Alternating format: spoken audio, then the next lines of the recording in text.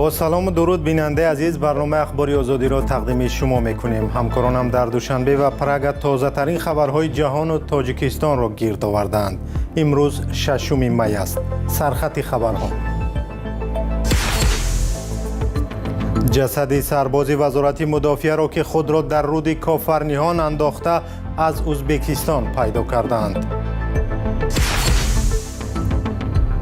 ده‌ها پناهجوی افغانستانی را از ولایت سوخت بیرون کردند. برخی را به افغانستان اخراج کرده، گروهی دیگری را به دوشنبه بردند. فهمیدیم که به کجا بردند. این کار دولت است و ما نمیدونیم. ما خفه شدیم. هر کجای باشند سلامت و در پناه الله باشند. در ولایت سوخت از یک جنایت غیرعادی خبر دادند و آن هم شکار غیرقانونی و تلاش فروش یک جانور نادر تاجیکستان. جسد شهباز جان محمدزاده، یک سرباز وزارت مدافعه تاجیکستان که 10 روز پیش خود را به دریای کافرنیهان در شهر وحدت انداخته بود، از مرز ازبکستان پیدا شده است.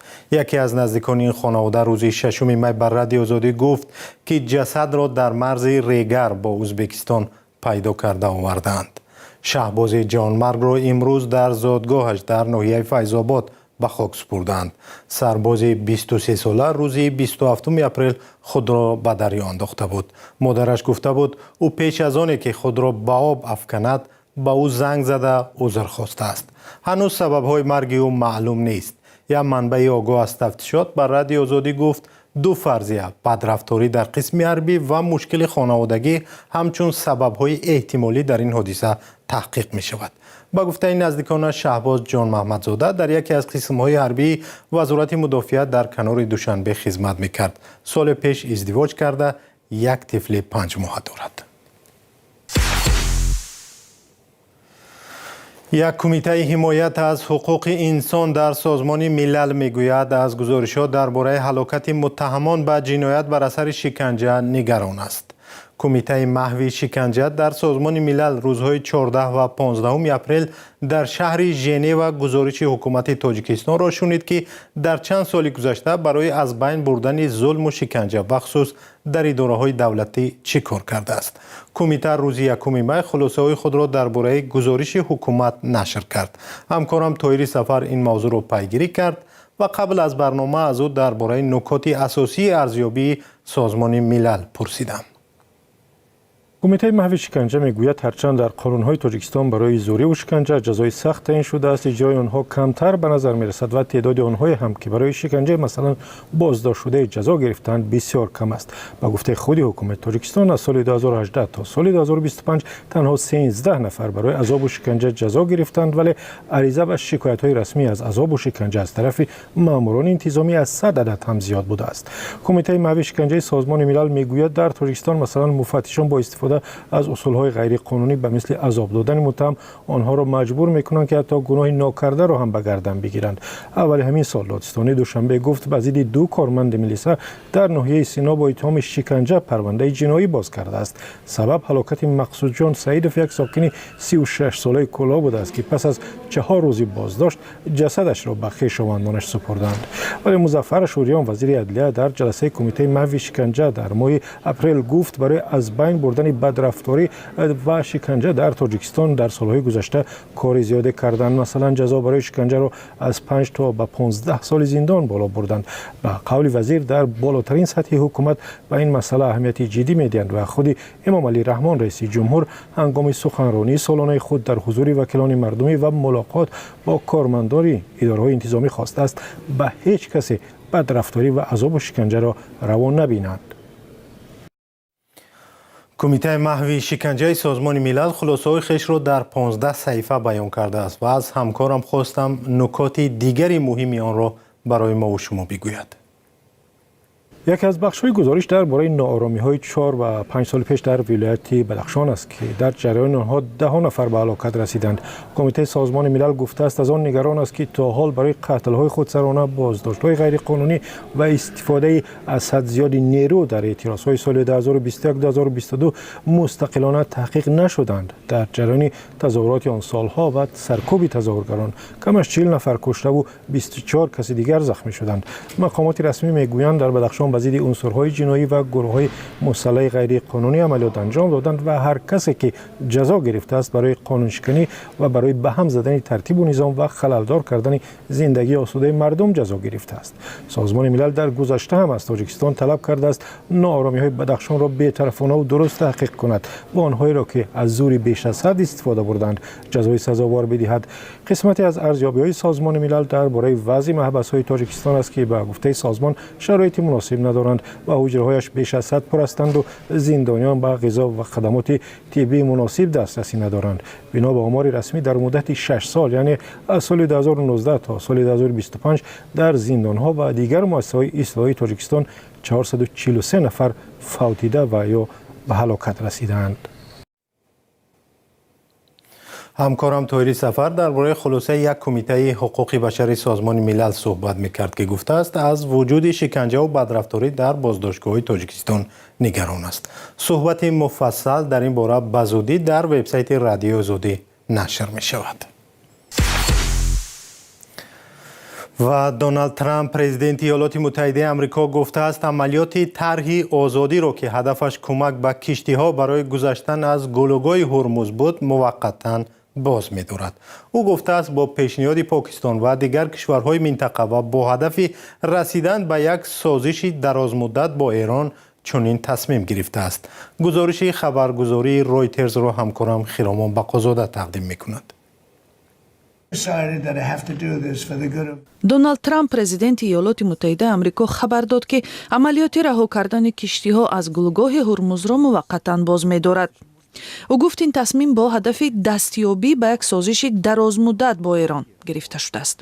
ترامپ در شبکه‌های اجتماعی نوشت که طرح آزادی برای مدت کوتاه باز داشته شد تا با ایران سازشنامه نهایی بندند و همزمان گفت که تا رسیدن به سازش محاصره دریایی ایران را دوام می‌دهند. ایران هنوز به این تصمیم واکنش نکرده است. از این پیش مارکو روبیو وزیر کارهای خارجه آمریکا در صحبت با خبرنگاران است تلاش‌ها برای همراهی کشتی‌های نفتکش در هرمز گفت.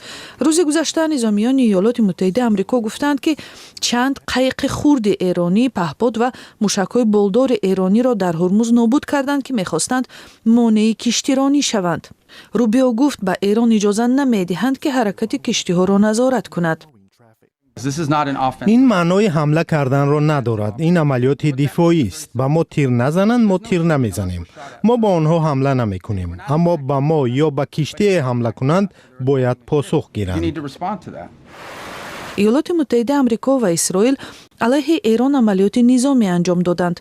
ایران گلوگاه هرمز را که 20% نفت جهان از طریق آن می‌گذرد بست و این باعث بالاروی قیمت‌ها در سراسر جهان شد. دونالد ترامپ میگوید توانایی نظامی ایران را از بین بردند و حالا این کشور با وجود صدا دادن تهدید از مقامدارانش خواهان صلح است. گفت و شنید صلح با ایران آغاز یافت ولی در نیمه راه معلق ماند.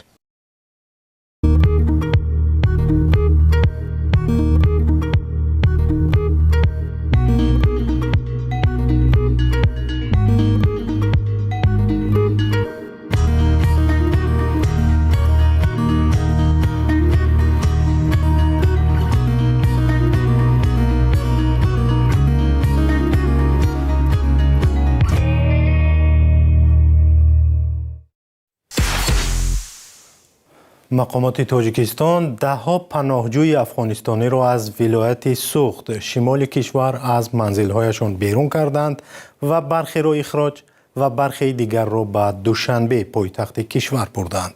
همسایه‌ها و نزدیکان آنها گفتند که مقامات شرح ندادند که چرا آنها را از محل زیستشان در ناحیه جبار رسولوف بیرون می‌کنند. فرزان محمدی به محل پناهندگان افغانستانی رفت و این گزارش را با صحبت با همسایه‌ها آماده کرد. در چندین بلنداشانه شهرک مهرآباد ناحیه جبار رسولوف حدود 50 عائله افغانستانی طول تقریبا 6 سال اخیر زندگی داشتند. آنها اکثرا رسما پناهنده و مشغول تحصیل و کار بودند. ولی بعضی از نزدیکان و همسایگانشان میگویند که روز 4 می نمایندگان مقامات رسمی آنها را به میکرواتوبوس ها سوار کرده بردند. дирӯз субҳ дар моро зада гуфтанд ки моро бурда истоданд. Нафаҳмидем ки ба куҷо бурданд. Ин кори давлат аст ва мо намедонем. Мо хафа шудем, ҳар куҷое бошанд саломату дар паноҳи Аллоҳ бошанд. دیروز برخی از رسانه‌ها با نشر نوار اخراج مهاجران گفتند حدود 250 مهاجر افغانستانی را از ولایت سوخت به شهر دوشنبه انتقال دادند و آنها با خطر اخراج به افغانستان روبرویند. گفته شد آنها کارت پناهندگی سازمان ملل متحد را داشتند. مقامات تاجیکستان و نمایندگی سازمان ملل تاکنون وضعیت را شرح ندادند. شکایت از اخراج مهاجران افغانستانی در حالی است که آخر هفته گذشته وزارت کارهای داخلی از بازداشت یک جوان افغانستانی با اتهام کشتار خبر داد. نظر پیوندان جوان به این اتهام معلوم نیست، ولی برخی از باشندگان محله که در آن اکثر پناهجویان افغانستانی اقامت داشتند میگویند گناه یک کس را نباید به همه نسبت داد. шукрияпа ҳамроҳи оилаву се писар ва келину набераҳояшон зиндагӣ мекарданд. инсонҳои хубу меҳмондӯст буданд. ба хонаи ҳамдигарӣ равоо доштем ва дар ин кат ҳамроҳ нишаста хӯрок мехӯрдем. аз онҳо ягон бадӣ надидем. мо мисли хоҳару бародар гашта будем. рафтанашон моро хело ғамгин кард. мусофирӣ осон нест. به فرق از دیگر منطقه‌های تاجیکستان در ناحیه جبار رسولوف گریزه‌های افغانستانی زندگی آسوده داشتند. آنها تهدید اخراج به کشورشان را احساس نمی‌کردند و با جای کار و تحصیل تامین بودند. یکی از آنها سید محمود شاه جلالی معروف به محمودی کاروان، آوازخوان و شهروند افغانستان بود که بیش از 5 سال باز در ناحیه جبار رسولوف تاجیکستان زندگی و کار و فعالیت داشت. و در اینجا همراه فرزندان و عائله‌اش مقیمی گشته بود. در اکثر چاره‌بینی‌های فرهنگی و سیاسی شرکت می‌ورزید. خودش در یک مصاحبه با رادیو آزادی از آمدنش به تاجیکستان اظهار خوشحالی کرده بود. مکتب میروند، بهترین کورس های انگلیسی برایشان ایجاد شده. از همش یک پول از افغان ها نمیگیرن. بی قانونی کار نمیکنن. همشان در کار مصروف هستند. همشان زندگی آرام دارن. بهترین زندگی داریم در همینجا. سال گذشته مقامات تاجیک چند دفعه پناهندگان افغانستانی را از منطقه‌های مرکزی تاجیکستان اخراج کرده بودند. مقامات در شرح این تصمیم خود از جمله گفته بودند که برخی از آنها غیر قانونی وارد کشور شدند و شماری از آنها نظام مقرر گشته بود و باش را دغلانه ویران میکنند. در گذشته کمیسریت عالی سازمان ملل متحد در امور پناهندگان بارها از مقامات تاجیکستان خواسته بود که پناهجویان افغانستانی را اخراج نکنند، زیرا احتمال دارد در کشورشان با آزار و اذیت روبرو شوند. فعلا در تاجیکستان بیش از 9000 پناهجوی افغانستانی زندگی دارند. وزارت کارهای داخلی تاجیکستان از یک جنایت غیرعادی تلاش فروش غیرقانونی 2 خرس بچه معلموی تیانشانی خبر داده است. وزارت امروز در یک بیانیه رسمی گفت کارمندان میلیسا یک ساکن 28 ساله ناحیه جبار رسولوف را دستگیر کرده و به ضد او با گمان شکار غیرقانونی پرونده جنایی باز کردند. نام این جوان 28 ساله را نبردند ولی گفتند که او آخر ماه مارت امسال در جنگلزار ناحیه شهرستان 2 خرس بچه را گرفته و با هدف فروش در خانه‌اش نگه داشته است. خرس معلموی از جانورهای نادر تاجیکستان به شمار می رود و در کتاب سرخ کشور وارد شده است. در بیانیه آمده است که شکارچی گستاخ را که هنگام فروش خرس بچه ها دستگیر شده است جزا می دهند. معلوم نیست مشتریان این جانوران زیبا کی بودند و آیا نسبت به آنها نیز چاره اندیشیده می شود یا نه. به قول وزارت کارهای داخلی تاجیکستان گمانبر به جنایت با این کار خود به دولت 85,000 سامانی زیان رسانیده است و اکنون باید برای این کارش پاسخ میگوید. بر اساس کودکس جنایی در تاجیکستان برای شکار غیرقانونی جریمه بزرگ و زندان شرطی پیش بینی شده است. سپاس که ما را تا این لحظه برنامه همراهی کردید و برنامه به پایان رسید. اگر خواهید که از خبرهای روز بی‌خبر نمانید، سامانه آزادی ارگ و صفحه های رادیو آزادی در تیک تاک و تلگرام، فیسبوک، اینستاگرام و یوتیوب و ایکس را پیگیری کنید. تا برنامه های دیگر، خدا نگهداری شما باد.